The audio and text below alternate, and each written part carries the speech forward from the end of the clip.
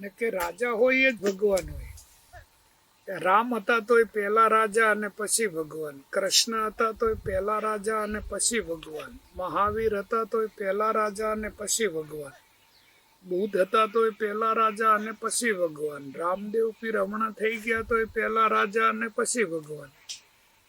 પછી કોઈ પણ જીસસ હતા તોય પહેલા રાજા અને પછી ભગવાન, પછી મોહમ્મદ હતા તોય પહેલા રાજા અને પછી ભગવાન, પછી શીખ સંપ્રદાયમાં ગુરુ ગોવિંદ સિંહ થઈ ગયા તોય પહેલા રાજા અને પછી ભગવાન, પછી રાજા રાણો કુંભો છે, પછી રાજા ભરતરી છે, રાજા ગોપીચંદ છે. ત્યાં કોઈ લલ્લુ પંજુ છે એ ભગવાન નથી થયા એમ.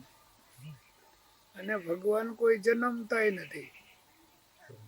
એ જે રાજ્યનો રાજા હોય અને જે રાજા મહાન હોય એ રાજા છે. એના સમસ્ત માનવ જાતિ પૃથ્વીની પ્લેટમાં જેટલી બી માનવ જાતિ છે એ બધી એક જ શ્વાસે બોલે કે ભાઈ આ રાજા છે નહીં, એ રાજા નહીં પણ ભગવાન છે.